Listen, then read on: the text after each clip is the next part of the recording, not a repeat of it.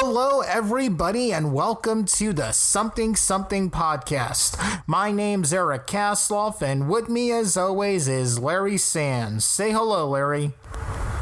Hello, nurse. Okay. Eric. Well, it was supposed to be Larry. That's usually how the joke's been going. That's right. All right, hold on. Hey, everybody. Wow, Larry, it is another week at the start of a new month. We are recording this on August 8th. Can you believe it's August already? I know. It flies. Where does it go these days? Really.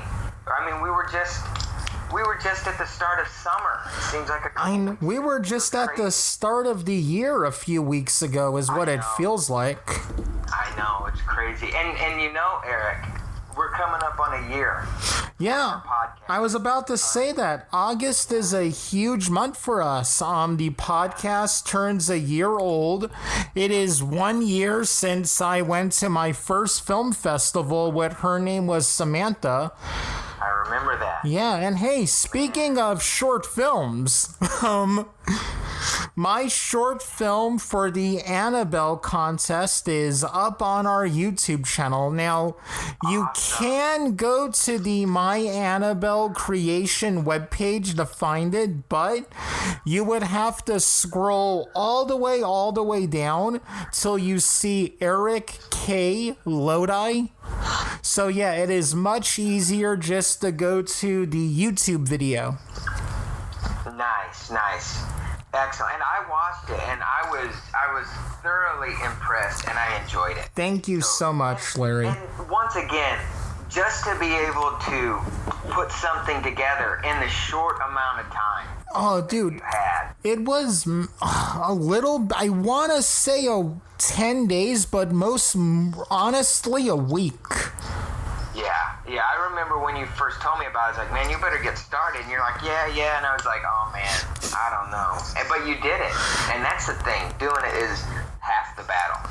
Yeah, now there's some things I want to talk about. If you go to the webpage, when you upload your movie, you have to put the city you were in. Someone didn't understand that and put their address. Oh, whoa. Yeah. Yeah, that's kind of crazy. Actually, you know what we should do, is we should do a podcast about the making of the Annabelle Creation. My episode is called, the one I did is called The Bride. Now, the rule with the contest was it had to be set in the Conjuring universe, and, Annabelle is part of that. A lot of the other movies on there were not set in that universe, so I think that's going to help. But hey, there's something I want to talk about other than me for a change. What's that? Okay, I am not, me and you have talked, I'm really not all that into the big super studio movies anymore, like comic book movies, stuff like that. But Larry, something happened at Comic-Con, and this is how we're going to segue. Steven Spielberg showed the trailer for his upcoming film Ready Player One, which is based on this book that's basically Willy Wonka in a video game. And dude, there are so many pop culture references in it. Like, this movie is gonna have the DeLorean from Back to the Future, Iron Giant, the Triple Black from Max Payne, the motorcycle from Akira. Now, during the trailer, all of that's happening, and then they played the Rush song, Tom Sawyer. Now, you know me pretty well. That was already, okay, here, take my money, get me to 2018 already. If they would have played a Kiss song, we would not be doing this show right now, because I would already be online waiting for the movie a year in advance. You would be waiting in line at the movie theater people are like, what are you waiting for, Star Wars? You're like, nope. Eventually that, but the trailer played a couple seconds of Detroit Rock City. Oh, man. But hey, speaking of Comic-Con, Larry, why don't you segue into our guest? Well, I'm glad you brought up Comic-Con because that is a perfect segue. We have a guest on today. His name is Derek McDaniel, and he is, well, I'll let you tell it, but he's a post-production supervisor, he's operations manager, and he's also been an actor in his past creative life. Which actually the segue is perfect because he just actually worked at Comic-Con. But first I'd like to introduce Derek. Hi, Derek. Hello. How are you? Welcome to the show, Derek. Thank you for having me. Well, thank you for being on and sharing who you are and your experiences. Tell us a little bit about, before we get into Comic-Con and all that other stuff, tell us a little bit about who you are. Okay, who I am.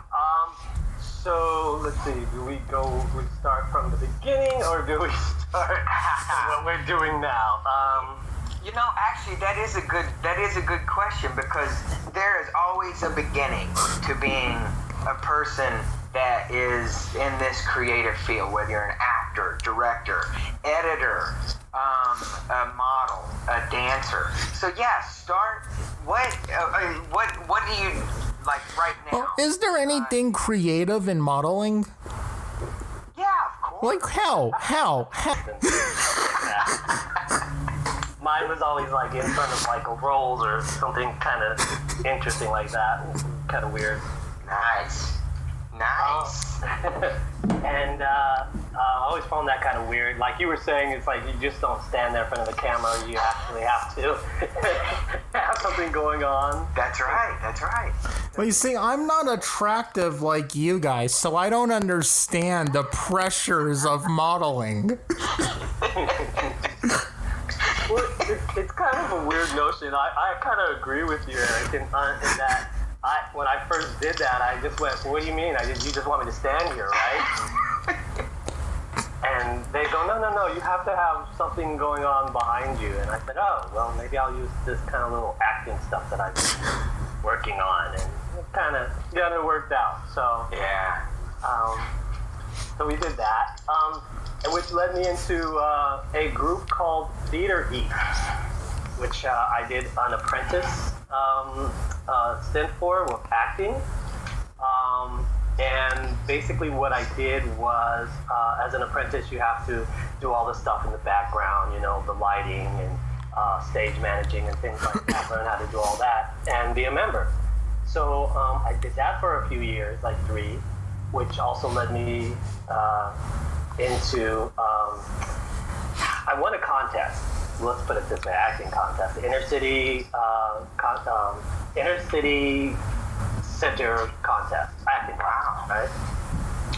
Me and a friend named Gordon Green, and basically we won a scholarship to the Lee Strasberg Institute. Oh, wow. Where I studied for about 4 years, some more acting, and I got to do a lot of acting around town, around LA. I did everything from, Felix and the Odd Couple to Othello, Wow. Nice. So it was really nice in that. It was great because Anna Strasberg was really cool in that anytime I kind of got like, oh man, this going to class thing is really bumming me out type of thing, then I would go and get in a play. And she'd go, great, go do your play and then come back. And that was really nice and really cool of her to do and to let me do. So I did that for a while, but while doing all that, that wasn't enough. I said to myself, well, I gotta eat, right? I have to do something. So that led me into being on the other side of the camera, which is, the post-production and producing type of deals. where I worked for such companies as Hearst Entertainment as a production assistant or production post coordinator in that. I did ADR directing for them. That was yeah, that was kind of cool. I got to meet a few celebrities that way. Wow. Ed McMahon stands out. Oh, wow. As one. He was really, really great in that, it would take like 4 hours. We would book a session for about 4 hours to do a hour show. Mm-hmm. He came in, he did a show in like 45 minutes. every time he said a line, we would go back. I'd look at the executive producer, and he'd look at me and go, "Anything wrong with that?" I'm like, "Oh." And then it would just go on from there. And 45 minutes later, it was like, "So you're Mr. McMahon?" Wow. So I did that for a few years. Got to work with a lot of companies on that side. Hearst Entertainment was one. I also worked with Kodak, and I work with Technicolor, Laser Pacific. Biggest stint I did was for a company called Kappa Studios, which I was the operations manager. Derek, I don't want to cut you off. Me, you, and Larry know what all those companies do, but for people that might not know, could you explain what those are? Okay, sure. So, for instance, Hearst Entertainment, that was a production company that did shows like Modern Marvels. I don't know if anyone knows those shows. We did Modern Marvels, Intimate Portrait, a lot of stuff for the History Channel. So, post-production wise, I was for that, I did the ADR or directing or, just being the guy on the other side of the glass going, yeah, that was great, but could you try it this way? Nice. So I did that. And also, so for Kodak, that when I went over to Kodak, that was an interesting deal. In that, first I went to another company called Morning Star Entertainment, which I was a producer for a little while. So I did producing, and we did shows on cable, cable shows such as I don't know if it was like little known shows like Chicago, not Chicago Hope, things like Chicago. God, I'm just drawing a blank now. But things such as that, like Witness to History, Chicago's Lifeline, that was the show. That was on the Discovery Health Channel, things like that. So that's what that company did. So I did producing for a while in that vein. Then kind of was snatched over by a company like Kodak, which does, on that side, Kodak did post-production with another little company called, I can't remember the name of it because it got, Cinesite. Oh, okay. So Cinesite, there was a Cinesite in the US and a Cinesite in London. I was at the one in LA, in Hollywood, and I just basically got to coordinate a lot of the people coming in, the directors, the talent. Got to meet people such as like Spike Lee and people like that. Yeah. Wow. So now all this, and man, all this stuff does it, for you, did it just happen because you were in the right place at the right time and you met the people and you did, obviously, if you have, a career and this trajectory that you're on, obviously you're probably really good at what you do, and if that follows you, then people start to notice that. I'd like to think so. I'd like to think that the reason why people, and it's just that being in the right place, the right time. For me, it has been kind of being in the room when someone says, "Hey, I got a show coming up and I need a guy who can do this. And do you know of anybody? And sometimes it'd be, yeah, I can do it. Or, no, there's a person that I know and he can do this and he's great at it or she's great at it. That kind of thing. So yeah, that does happen. That's a real thing. Being at the right place, right time, and just kind of always kind of referring people. Because that, for me, as I've gone in this business, it's always like when I'm in the more top positions, it's like, great, I need this kind of editor or this kind of guy to do this or this kind of person. And then you go, who do you know? Person. Yeah. And they'll say, well, I know Larry or I know Eric. and I'll go, then I go, the next question for me is, great, how are they to work with? So much. And that brings me to my next point is how important is it for the people that are listening to this and they, some people may be new to the creative field or some people, are like us, which are freelance, always looking for their next gig.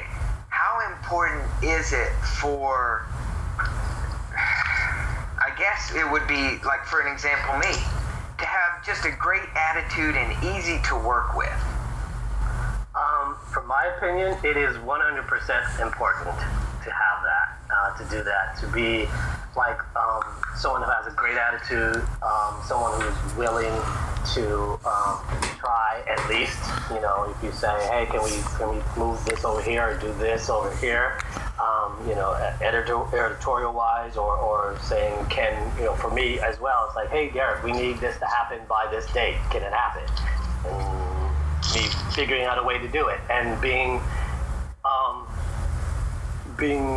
of a good nature about it instead of like, oh my God, really? That kind of thing. Yeah. That to me is because this business that we do is stressful enough, right? Amen to that. With all of the money behind it and all of the, if this fails, then this happens, and these people never want to work with you again, that kind of thing. Yeah. It's just that, to me, it's just that much better when you have people around who do not cause stress. Mm-hmm. So and it may be funny for me to ask this, but that is a real thing. Is if you like just want to be like a ultimate rebel and do your own thing, that's the worst thing. It can be like, unless you have like, backing, or you have like, I think an attitude of like, I don't care what anybody else thinks and I'll just do it all on my own and, try it that way. But it's way better to kind of work with people than trying to work, against them. Yeah. And then one more quick question. It just popped up.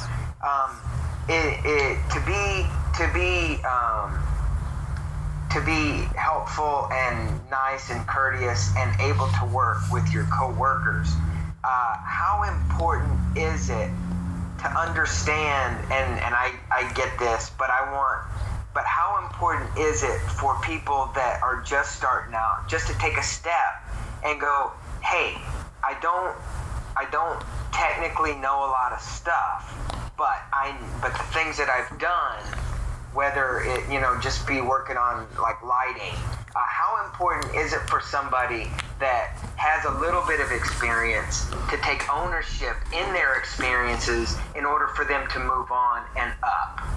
Does that make any sense at all? So what you're kind of saying is if there is a couple of successes for you, mm-hmm. you need to just say, yeah, you did that, right? Yeah. Yes. Kind of getting it? Yes. I think that's really important in that that's how you grow. That's part of how you grow. Other than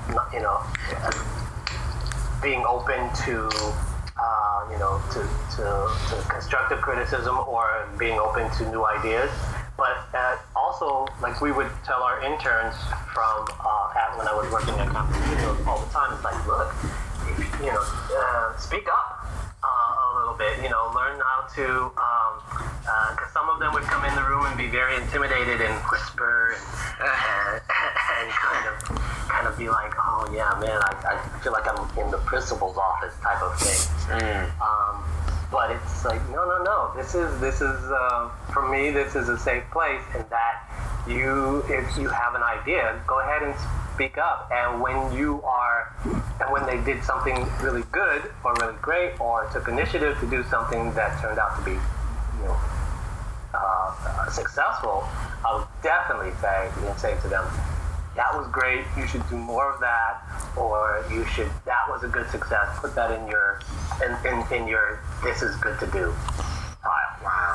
Wow. And again, we have a lot of people calling, and actually when I did my commercials, and you always get people and they're like, oh no, I get it, I'm kind of embarrassed because I did this, but at some point you have to be proud of what you do, and not like, hey man, look at me. It's just like, yeah, I did that. I was pretty cool, and that was pretty cool. Yeah, I agree, because I missed out on a couple of opportunities that way by thinking, oh no, I can't go over here to that company. That's too big. I can't, I don't know why they want me type thing. I'll just, I pass at this moment. And, a couple of times I'm like, I shouldn't have did that. Man, I tell you, that's, this is like so we've had like creatives and, they're always trying to do their own thing, but I think you are our first person, our interview, I guess it would be, but you are the first person that we're able to ask, like all these questions about, really, you have to have this ownership, and you have to be proud, you have to be a good worker, you have to be respectful. You're the guy that hires like guys like me and Eric. You're the guy that hires, and everybody that's listening out there to this wondered, man, what is the hiring person thinking? And you're exactly who, we're picking your brain, and this is great. This is great. Yeah. Here's some things I would like to ask you about. Now, a lot of people only know the production side of making a movie. And again, what we do is the silliest job in the world, but it's also emotionally destroying. Production is an impossible mountain to climb. Post-production is the 5 impossible mountains to climb, and I don't think enough, like with my mom and my family here in Jersey, they don't understand how hard it is to finish a movie. Anybody nowadays can make a movie. That's one of the biggest problems. But explain to us more of what you do exactly on the post-production side, and maybe any fires you had to put out while doing post-production. Because a lot of people don't even know what ADR means. So if you could explain all of that stuff, it would be great. Sure. So people have heard, or maybe a lot of people have heard that whole phrase of, we'll fix it in post. I hate that. That's okay, we'll fix it in post. You perfect it in post. You don't fix it in post. I like that better. Yeah. Well said. But that is kind of, to me, that culmination of the starting of those kind of, I won't call it problems, I'll just call it like challenges to do. Okay. Right? So basically, when, so like for instance, in ADR, or which is basically voiceover for people who don't know, like that anytime you hear like a documentary and you hear that person that's speaking over the picture, that's voiceover, or people who are on shows and like Modern Marvels, and it's like, or how it works. That guy that's talking, right, or the lady who's talking. So there's another person in the post-production world called the ADR director. I forget what the acronym is for, sorry. But that's the person that kind of sits on the other side of the desk, along with an executive producer probably, and kind of directs the talent on how they would like the inflections and how they would like them to, this to sound. I hope that makes sense. Yeah. How it's kind of like you would see in animation, like people are seeing animation. That's how you see these big celebrities when they do the behind the scenes things, and they're at the microphone and they're being very animated and acting like and that's kind of what that is, the voiceover part. Post-production also, in a big nutshell, it's taking the movie that you just shot and you edited, right? You got everything to your satisfaction. Now you want to make it look really good, like Eric was saying.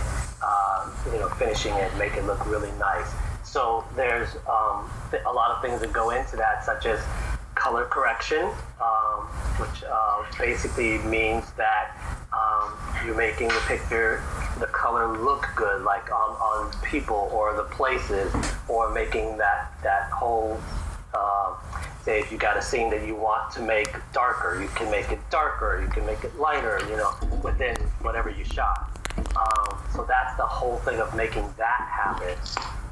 So there's color correction. There's also in post-production, there's like what's called there's all different types of files now, as you guys probably know. Oh yeah. That come into, people shoot on this camera and that camera and all these cameras, and then they try to jam all this stuff together. All these different files, like there might be red files that you get from like a red camera or some other files. Black magic files, yeah. Exactly, all these files, right? If you're not like organized and have a lot of money and can do it like on one type of camera. So if like you're doing an independent or short or something, and then people bring us all these strange, even shows that you see on TV now sometimes say, "Oh, just go shoot that on the GoPro." Wow, and we'll bring it in. So then you have to kind of post-production then has to kind of give that all of those different files, make them like play nice on a one single plane, if that's illustrative enough. A lot of metadata, stuff like that, I'm guessing. Correct. Yeah, a lot of metadata, a lot of like if you're using ProRes files, which is an Apple type of file, or Avid files, which is DNX type of files, and then like putting it on one platform like Avid or Apple, so that you can work with it all and make it look as good as possible. So that so that's a challenge in the post-production world, getting all these things to kind of like work together and talk together, because out in the production world, like you say, there might be something you say, oh, you can only shoot this right now, right? Because the sun is going down and it's magic hour, people. It's magic hour. Exactly. It's like you have to do this right now. So what? And you grab this camera, and it's like, but that's not the camera that we've been using. It's like, yeah, but this is what we got. So we use that. And then basically and then in post they'll say, they can fix it. They can make it match. It'll be fun.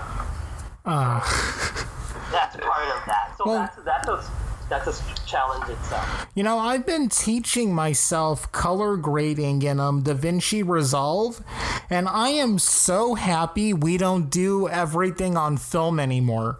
Because I would just think, man, imagine trying to color correct straight onto film. That must have been an impossible task. That was that's when I my Kodak days. That's what I was going to ask you. You were doing all of that during the film days, huh? Right. So that was the Kodak days, and yes, basically you bring on all this film, and they, that was a whole host itself until then Digital Intermediate showed up, which was basically taking that film, right, and running it through a processor to then digitize it so that you can work with it digitally, which then changed a lot of things in a lot of the industry. But yes, working with 35 millimeter film or 16, that always was a thing. So wow, man, you've seen the transition from film, and it's almost like the start of the internet, right? People were there, and you only hear about, oh yeah, I remember when the internet came through. I remember, fill in the blank, but you were like, I remember when videos started to become reality, and that's awesome and crazy to think about at the same time. It is crazy because, basically starting off with the type of film stuff and then ending up with now where you could shoot something on an iPhone. Yeah. And then basically, say, and then put it in an Apple computer or so, or, using the platform, not iPhoto, what's the other? Oh, iMovie. Yeah. And then going, hey, can you, finish my short? Can you color grade it, and can you, take out any of the dirt, dirt being, little anomalies that happen within the digital glitches. That was another thing with film. There was always that dirt. Yeah. Oh, wow. I just want to point out, I love film. When that Kodak camera, the 16 millimeter one, comes out that shoots on film, I'll sell blood to buy it because I want that opportunity. There are still a lot of folks such as yourself that still like the look and of film, which to me also is just another medium for me. But basically, it does have another look and you can do other things with it. To me, it's more the feeling you get. I know a lot of people say they can't tell the difference between digital and film, but you can when you watch it. Yeah, you can. Because digital, to me, is not really forgiving on the actor's faces. Oh, not at all. Yeah. If you've ever seen, between 35 millimeter film finished that way and a high def digital type of program, and you just see kind of every little, Oh, yeah. And every little hair follicle, and it could be, to me sometimes it could be wow, okay, well that's a little disconcerting. They're not as attractive as I used to think they were.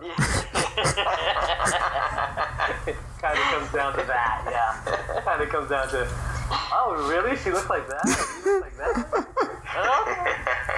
All right. But then that's when the whole color grading comes into play and making that look a little better. Also what in post production is basically, as you probably know, is taking out those the lines or when someone gets shot and then gets shoved backwards, and you take out all of I forgot what it's called. Wire removal, stuff like that. Wire removal. So you're doing that as well. So that's a whole deal in post-production that does that. Taking out wire removals and all kinds of things.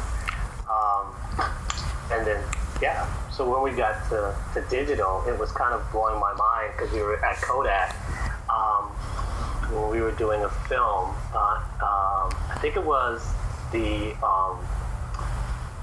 what was the X movie? I think it was the second one where Triple X State of the Union? No, it was the X-Men. Oh, X2. Oh, wow. X2. And where they did the Nightcrawler. Oh. So yeah, that was the opening scene, the White House attack. Exactly. So Cinecite got to do a lot of that finishing, right, in the digital world, and did a lot of stuff with the tail, just the tail, Oh. and a couple of other things. And they had all of these editors and all of these colorists and all these people that did pixel fixing and things like that. And it was an army of folks that would do that. So, but now it's like shrinking more and more as we go along with this whole process. Yeah, I was about to say, all the stuff you're talking about, someone who's really good could do all of that on their laptop. Yeah. Now it's almost basically for that, almost for that. Whereas, like, I was going to say the number was like about 200 artists that were doing that, just to do it at Post House, just the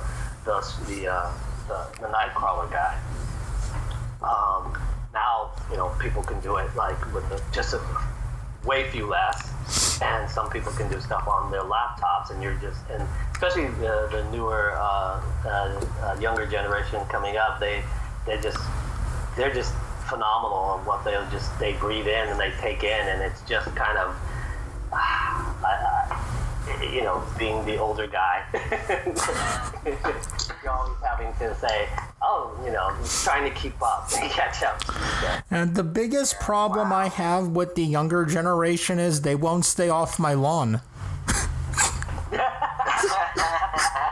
No matter how many times I chase them, it's all about their hula hoops, bubble gum, and getting on my lawn. You damn kid. Get off my lawn. Yeah. Actually, speaking of X-Men and the comic book universe.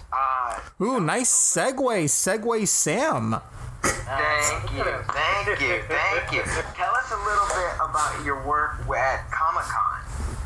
My work at Comic-Con was this time around, and last year as well, but this time around it was an event coordinator for a section of it called the VR Con, or Virtual Reality Con. I don't know how many of your listeners or anyone knows about virtual reality and what it is with the gaming community.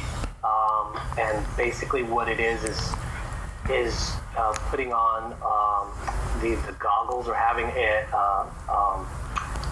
platform where you see everything around you. So is this like a lot of Oculus Rift, the PlayStation VR, things like that? Sega was involved. Okay, I didn't know Sega was doing VR stuff. Yeah, they did a little bit of stuff there. Because they have it with their, what's that, God help me out with the thing that runs really fast. It looks like a hamster. I'm not very sure. I'm not looking. They go Super Monkey Ball? Not Super Monkey. It's the guy. Oh, Sonic. Really Sonic. Yes, okay. Exactly. As you see, I'm not so versed on the characters, but I kind of know what they're doing. So Sonic. So they had a little deal of that, and we also had Paranormal Activity. I saw a thing about that. Yeah, which is a really off of the film Paranormal Activity, right? There's a game where you walk into a house, and all around you there are things that no 360, and it's funny to watch people play the game and stand there with the controllers, because they will then either scream very loudly, try to run, or try to fight, which is kind of weird. Fight or flight type of. Yeah, oh my God. Type of deal. See, I love the whole VR thing, but I get seizures, so I can't even look at the headsets without getting a headache. And it's because I love gaming. If you look on the YouTube right now, I've got a lot of live streams going on of me playing games. But they could kill me if I do VR. Don't do too much of that then. Yeah. Yeah, I kind of agree with you on that sense that basically there was another VR gaming platform from God, what was it, Medium Magic or something like that. I'm not very sure. And basically, it was a car game, and driving. And it was like the three-hole, you sit in the car and it's like you put the goggles on and it's 360, and it got me a little, kind of a thing of vertigo. But yeah, because it's just that, there's stuff happening around you all the time. So that's the whole VR thing. And we had a lot of games and a lot of platforms there. We had something from The Mummy that was on there, Paramount's The Mummy. The one thing that didn't do was make money. Ooh, take that, Tom Cruise. Take that. Brandon Fraser Army all day. And there's another thing that we were doing, which I'm more involved in with the people who put on VRCon, is something called Space Odyssey, which is a platform that they're trying to create using the host Neil deGrasse Tyson. Ooh. Yeah, you say that name and you show that picture, and people at Comic-Con just kind of went, "Where is he? Is he gonna be here?" It's like, no, right now he's in New Zealand, but yes, he is involved in this. So is this a VR version of Cosmos, or what? It could be, yes. So basically what the whole premise of this Space Odyssey would be is basically creating, you can create galaxies and universes. Oh, wow. And your own type of aliens and robots and things like that. And then kind of interact, and the whole thing is to interact with other universes, other people. Is Sid Meier part of this? Because that was a game that was supposed to come out a long time ago, but never really took off. No, he's not involved with this part. This part is, this platform. This is more of with a production called Solaris Entertainment. Oh, okay. Or Whatnot Entertainment, and basically they are creating this for the VR viewer. And as they got into it, they also were approached to do host things like this VRCon at Comic-Con, which happened in the Omni Hotel. Because this sounds awesome. Yeah, it was a really, really great, time and a great thing. I will say the only little thing, the games and dealing with the folks were really good. They're all awesome. They're very creative. They're very, knowledgeable of what the platforms can do and what they are. But the party, the VIP party, man, don't do those. No, I mean they're great. It's great to talk to people from different companies and things. It's just. I was in charge of the list. Oh. Yeah, exactly. Ooh. Which is like me plus 9 of my friends. What? My gosh. So those are on the other side of the VR thing. That the event coordinator. That's one of those jobs that you have to do, and laying out the whole floor. Dealing with the fire marshal, you can't have things this close, that far. You gotta have, space. So all that little technical stuff that no one really sees, other than you just, walk up and say, "Where's Neil?" Wow. Really? Hello? Hello? Uh-oh. I think we lost Larry. We lost Larry. Oh no. Well, let me tell you, that guy is one of the biggest. No, I'm kidding. Hopefully he comes back in. Yeah, he will. He'll probably call me soon. I'll text him right now. Okay, but that's kind of funny. Okay, yeah, he's back. Hello? Hey. Oh my God, I lost lost you guys. Yeah, we lost Derek now. Okay, hang on.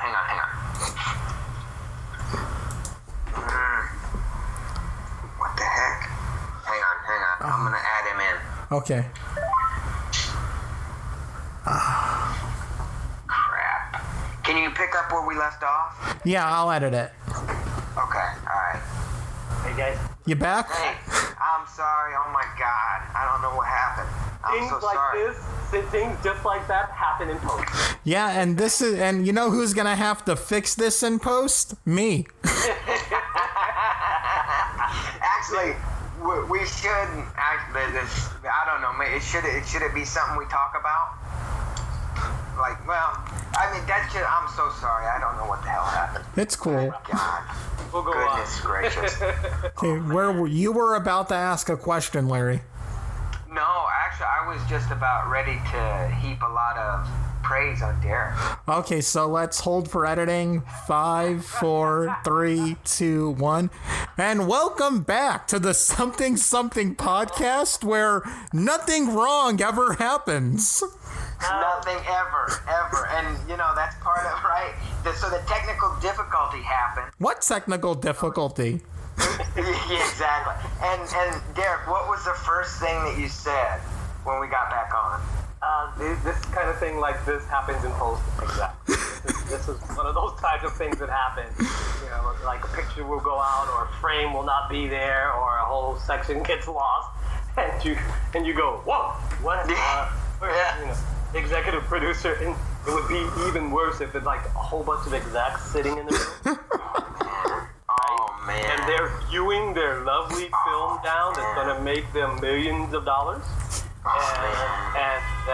Everyone's worked on it so hard, and they spend all this money, and they got all this PR that's out, and they're watching it, and the film goes out, and then back, and everyone starts looking at each other like, what just happened? Who's gonna take the blame for it?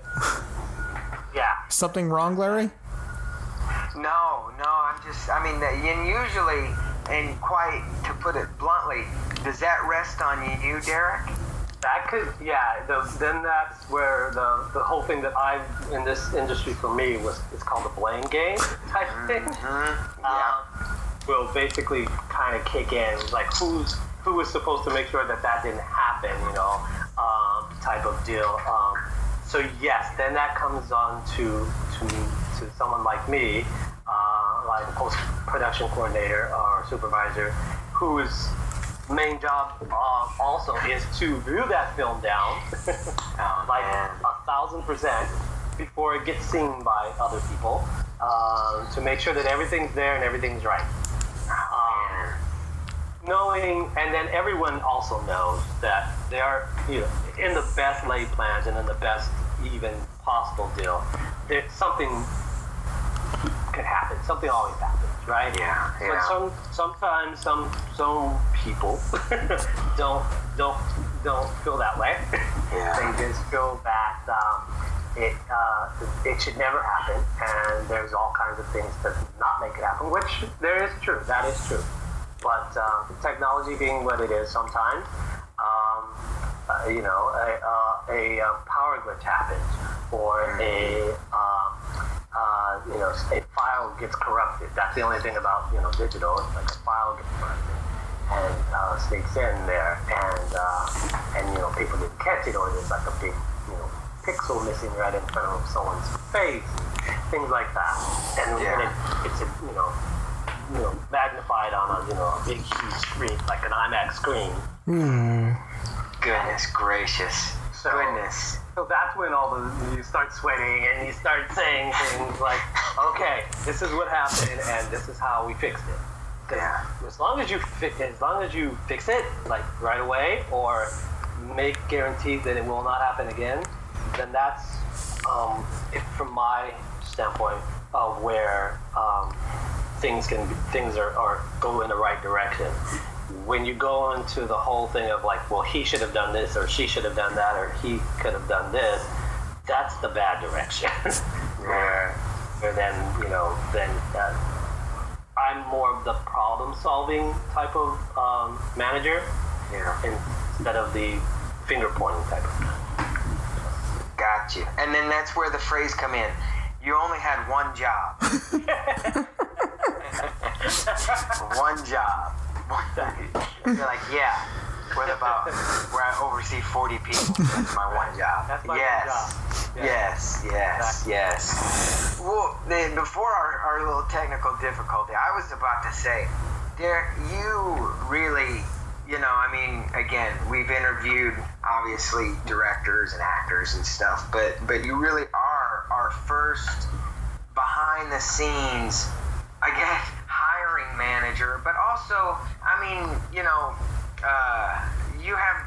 you have one of the most interesting positions because you've seen the progression of film and digital, and you've been there, and I hate to say it, but you've done that, and I can hear from the way that you talk, you have this tremendous amount of respect totally for the craft and the people that are around you.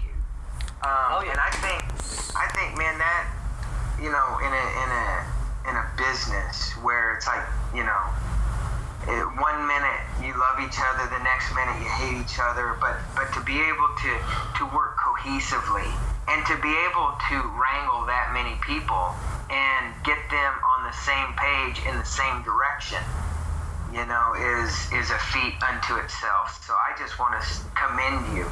I mean, you're absolutely amazing. Absolutely. And I just also want to say this was one of the most fun shows we've ever done, and we are about to hit the hour mark. Wow. Yeah, wow. It went by like that. So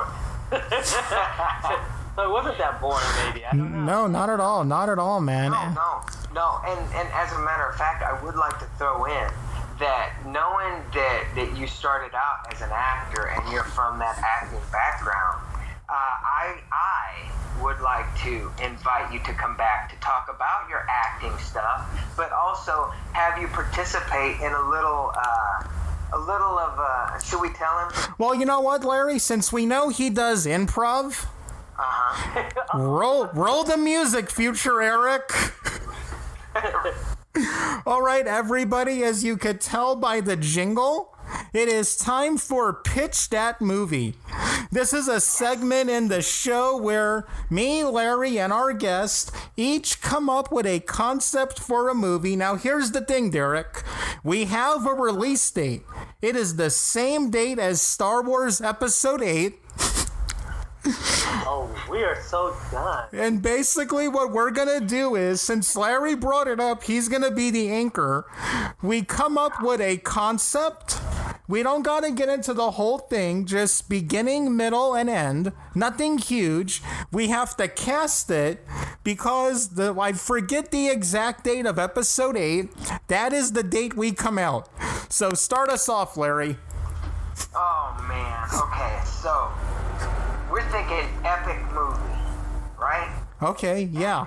All right. Giant, because we have to go up against another epic movie and an epic franchise. So there's only one way to do this, is to go big or go home. Okay. And we have decided to, unfortunately, go very big. And last week we did a hybrid, right? Yeah. Of a zombie. What? A zombie. Okay, good. Good. Zombie. Okay, all right. It was a zombie romantic comedy. Yes. So, oh man, just thinking about the monstrosity this is. Let's do, oh man, straight up, non-stop action movie. Okay. Action movie. An action movie, yes. So let's do this. I think in order for us to help us in our action movie and the direction we should go, let's pick two main characters. Let's pick a male and a female. Okay. So who should lead this action movie, this epic action? Like actor or character? You know what? Let's do actor. Okay. We're building. Yeah, let's build it around this actor. Wow. Actor. Many actors come into mind. I know. Well, Let's pick the totally wrong guy to be the lead of an action movie. oh, that's easy. Okay. Now we're all searching for names. Exactly. We have them in our heads. Steve Carell. Oh, For an action movie? Okay, I'll Okay. play that. okay. All right. Carell. Steve Carell. And then let's pick an actress. To do the action movie and who should not really do a lot of action movies, right? Yeah. Yes.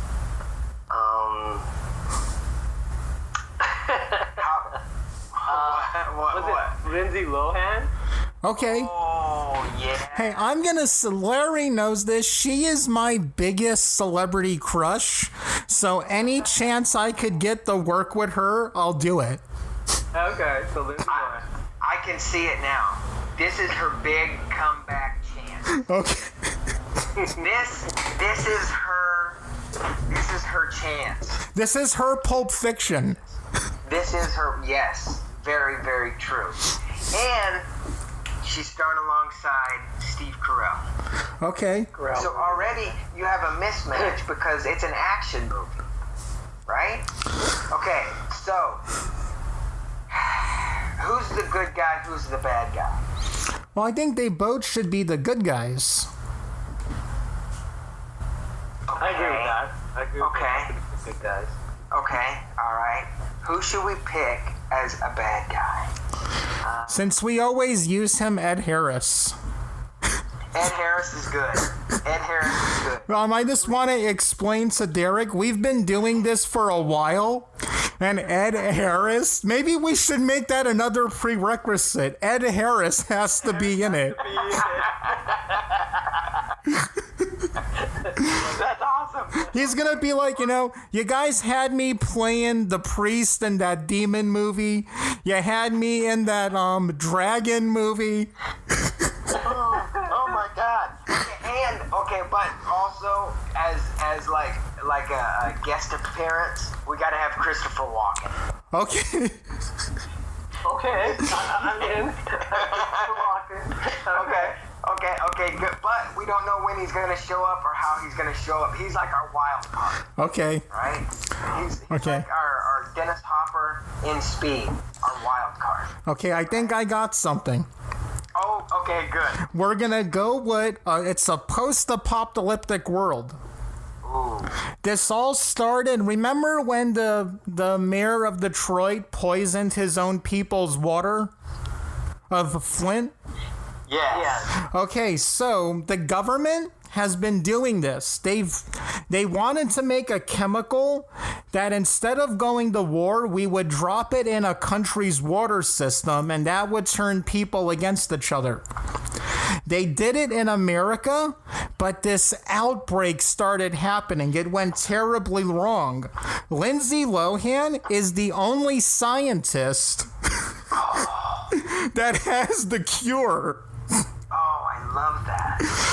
And now Steve Carell has to get her safely to someplace to put this cure into the water. Oh my God. This. Okay. Someplace in the United States, right? Yeah. Okay. So a little bit like The Last of Us. It's a really good video game. Okay. All right. So this is a really good start. I mean, I project. You guys are great. I didn't expect too much. And I think we should make it a lot like the Warriors. Each place they go, there's a different gang they have to get past. Oh yeah. That would be awesome. Yeah. Post-apocalyptic. Yes. Every faction, all these fiefdoms that are around. Yeah. Yes. That you have to go through. But you're Oh my trying God. to hire the entire, I guess, the kingdom or planet. Yeah. And here's the thing. Here's another wild card. We gotta have Tina Turner from Beyond Thunderdome. Okay. Yes. And Yes. she is the last. Yes. Female suit. Yes. Yes. Welcome to Thunderdome. Can Steve Carell look just like Snake Plissken from Escape from New York? Oh yes. Yes. Yeah. Oh man, I'm getting so bummed. This Now, is gonna be. is Steve Carell like doing this out of the goodness of his heart, or is he a rogue that's in it for the money at first? I was gonna say at first he's in it for the money. But Okay. then he realizes that if you don't save everyone, if you don't save this place, then there's not gonna be anyone around to get money from. So Okay. better do it. But what if? Actually, that's good, and I kind of wanted to add in there that we slowly find out that he needs that cure for his daughter, Okay. but he doesn't let on. It's like because he can't trust people. He can't do it, and so all of a sudden. No, I think that's too personal. No. Wipe that away. Okay. I like that though. Yeah. I just self-edited myself. Okay, so the beginning of the movie is Lindsay Lohan's done this, but I guess does everybody want it, or do people want to stop her? I think. That's the thing. Go ahead. That would be it. It's like, why would people want to stop her? What would be the thing for them to do it themselves, to get it from her and actually, Well, maybe like the government has the only clean water that they slowly give out. Mm-hmm. But her doing this would make all water clean again. Right, and everybody wants their fiefdom or their deal to be first. Yeah. Just their own people. Yeah. Yeah. Yes. So everybody is after her. Everybody. And she's, okay. So So there's assassinators, right? Or Yeah. assassins. Yeah. And she doesn't know who to trust. She doesn't know. So now my mind is racing so fast. It's like, so it starts out. She's got this cure, or how does it start? Let's get a good start to this. Well, I think the beginning will show the world collapsing. We'll set it to a Johnny Cash song. Awesome. Kind of like the beginning of the Dawn of the Dead remake. Then we see, there's all these other scientists, but Lindsay Lohan is the smartest of the smart. Oh, this is good. Oh, see, I was going to say another way we could go is she's just an idiot that stumbles upon it, but it's funnier because she'll be playing against type if she's the most genius person in the world.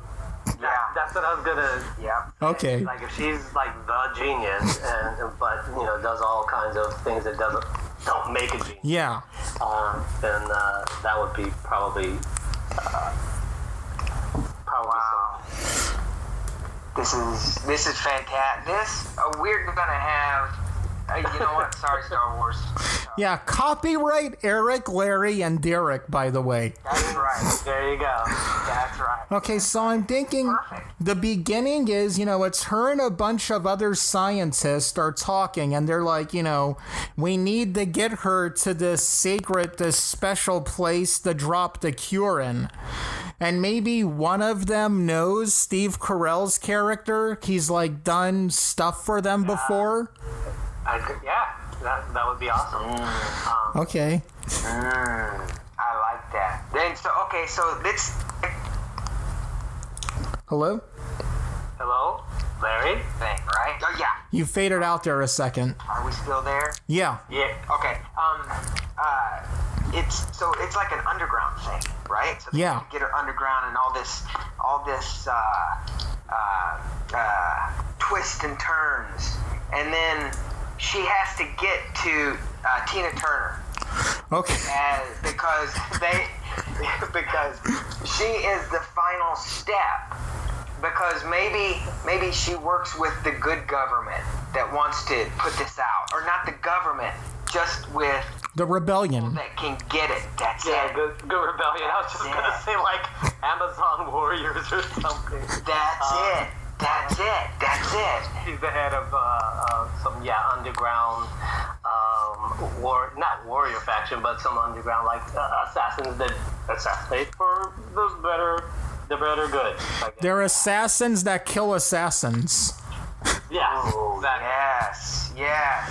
Assassins kill assassins. And Ed Harris, he is the government. Yeah. He's the government, right? And then, but see, now here comes a wild card. Ed Harris doesn't go after him because he can't, but he brings in Christopher Walken. Okay. So Christopher Walken is on the hunt down for Lindsay Lohan and Steve Carell. Okay.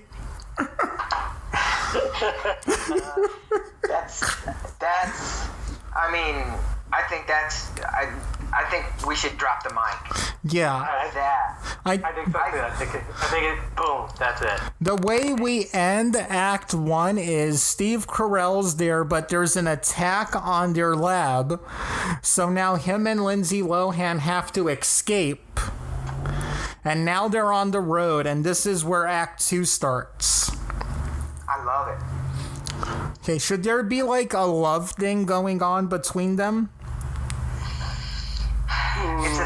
It's a stretch. I don't think so.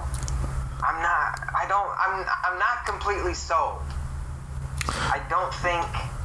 So should we put a love interest in as they're on the way to this place or some sort? Oh, because if we go that way, I know how we could end it. Okay, so go on. Yeah, we'll add in a third guy. Okay, let's do it. God, so the third guy, I don't know, younger or older? Around her age, so 30-something, like her. 30-something.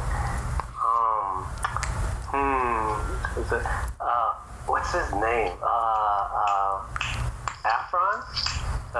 Zac Efron. Zac Efron? Okay. Yeah. Okay. Yeah. Zac Efron. But here's the thing. He's blind. Oh.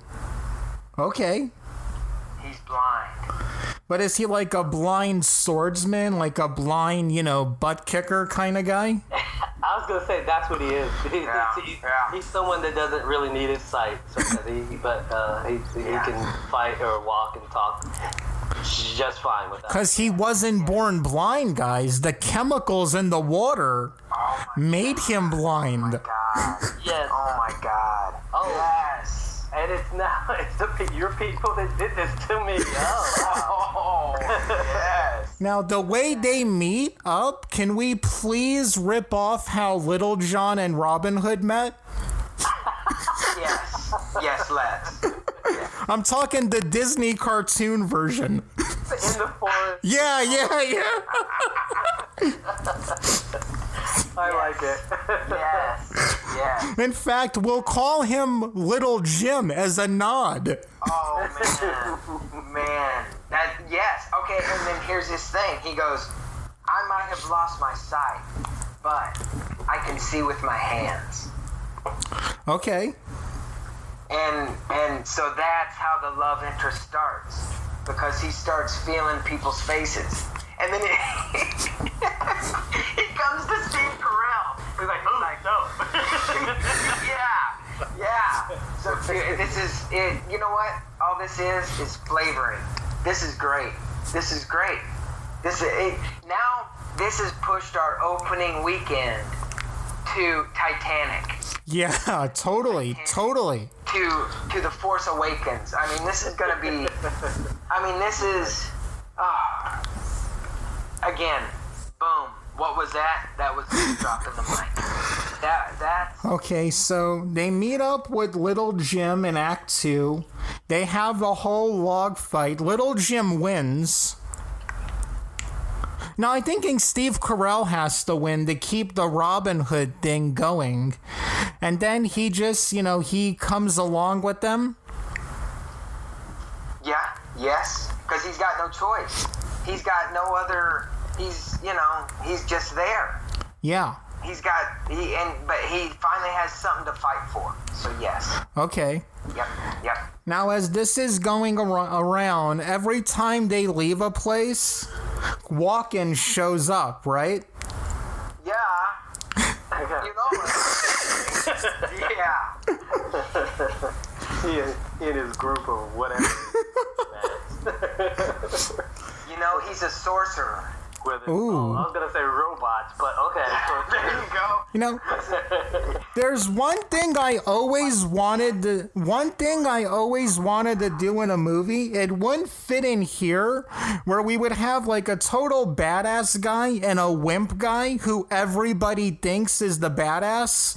And every place we would go, the main bad guy would have a henchman who would always go, "My people have a saying about a man like this."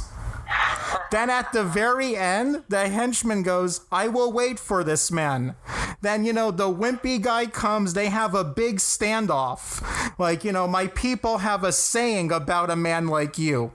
Then he throws his weapon down and says, "When you meet a man like this, you bow to his feet and beg for your life." But it wouldn't work in this because we have two badasses. Man. Well, but who's going to win? Yeah. Who's going to win? We'll save that for the next one. For the sequel. Yeah. We got to have a sequel. This is a franchise. This is a saga. What are you talking about? We're going to have prequels. Saga. Oh my God. Okay, so Act 3, we've this end of Act 2? Yes. Okay, Act 3, I'm thinking Walken and his crew, who are all redheads, they all kind of look like the bad guys from Halloween 3 Season of the Witch. Oh, man. Oh, my God. And you know what he could call him? Walken. Oh my goodness. That's it. Okay, so they get ahead of them when they find out where they're going, and they're waiting at the base for them. Here's the thing. Tina Turner knows. They got to Tina Turner. Okay. And so now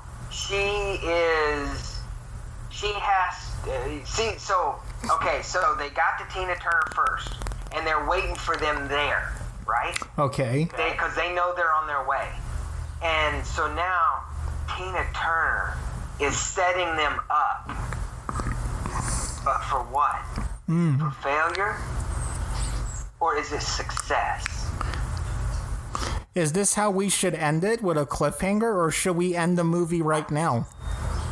I think we should end it with a cliffhanger, like you're saying, where is Tina good or is she bad? And are they going to be, are they going to die? Are they going to be in trouble? Or what's going to happen? Yeah, who's Tina Turner setting up? Is she setting up the Walkens or the Lindsay Lohan group? That's right. That's right. Oh, this is perfect. Both of them for her own agenda. So. Yes. Well, you see, oh man. if we make this a sequel and the next one, she could meet the two other people, because then we would kind of have a Wizard of Oz thing going on. That would be awesome. Oh my God. This is great. Okay, and that's how we end it. Now we need a title.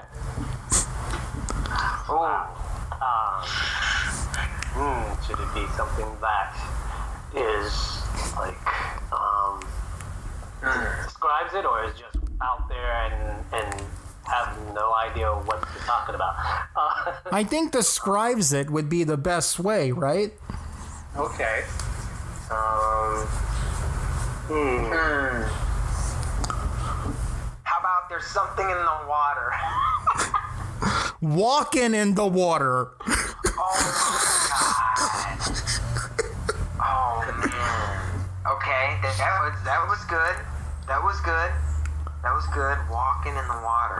Okay, and I think we've got it, guys. We have a movie that could easily compete with The Last Jedi. Oh, hands down.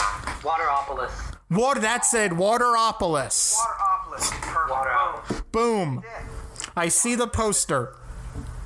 It's all three of them with their backs towards us, looking at a big thing of water, like every other poster nowadays. Oh, man. Teal and green, baby. Teal and green all over it. There it is, teal and green. No, orange. I'm sorry, orange. I like orange. Okay. Some lighting designs that I do, but yeah. I love it. Oh, that's what we didn't talk about too. All your lighting stuff. We gotta have you back, Derek. We gotta have you back. Yeah, that's a whole nother deal too. That is. I mean, and again, we've always talked about it. It's a creative life, and you live 10 other lives in that creative life, and you are a prime, perfect example. So please, we will have you back on the show, and we will have you talk about your lighting and your acting. And then we have to do the sequel. We have to do that. And we have to finish the movie. Yeah, we've got to. Yes. Next part. Perfect. The reveal that Ed Harris is Lindsay Lohan's dad. Oh my goodness. I am your pop. I can't breathe. Oh my God. Oh man. All right, everybody, and I think that is a perfect way to once again thank Derek for being on the show. Derek, thank you so much for coming out to be on the show. We are recording this on the 2nd of August. It'll be up August 4th. Everybody have an awesome weekend and enjoy the Dark Tower, which is what I'm going to be doing. Oh, nice. Okay. Thank you. Thank you, Eric. Thank you, Larry.